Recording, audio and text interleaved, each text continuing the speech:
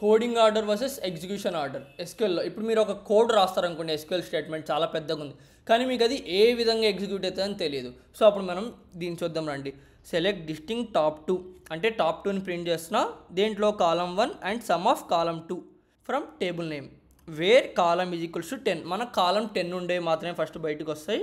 Group by column 1 అంటే some చేసి మనం క్లబ్ చేసి కాలమ్ 1గా మనం గ్రూప్ చేస్తున్నాం. Having some of column 2 greater than 30. Column 2 some చేసిన తర్వాత గ్రేటర్ దాన్ 30 ఉండే మాత్రమే కావాలి.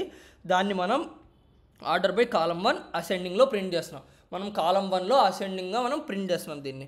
సో ఇదంతా ఒక ఎస్క్యూఎల్ స్టేట్మెంట్. మీకు దీన్ని రాయడం వచ్చు, కానీ ఇది ఎలా ఎగ్జిక్యూట్ అవుతుంది అయ్యేటప్పుడు, లైక్ బ్యాక్ ఎండ్లో ఎలా ఎగ్జిక్యూట్ అవుతుందనే మనం చూద్దాం.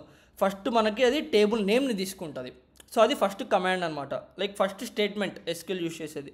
నెక్స్ట్ మనం వేర్ స్టేట్మెంట్ని తీసుకుంటుంది, అండ్ దాని తర్వాత గ్రూప్ బై. వేర్ చేసిన తర్వాత మనకు గ్రూప్ బై చేస్తుంది.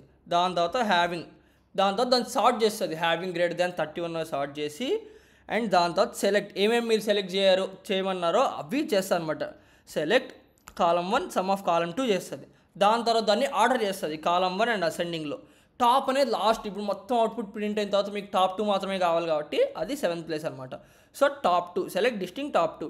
సో ఇక్కడ మనకు మొత్తానికి 7 కమాండ్స్ ఉన్నాయి. ఏది ఎలా ఎగ్జిక్యూట్ అవుతుంది, ఏది ఫస్ట్ ఎగ్జిక్యూట్ అవుతుంది, ఏ సెకండ్ ఎగ్జిక్యూట్ అవుతుంది నేను ఇక్కడ క్లియర్గా కూడా రాశాను. మీరు వీడియో పాస్ చేసి కూడా చూడండి.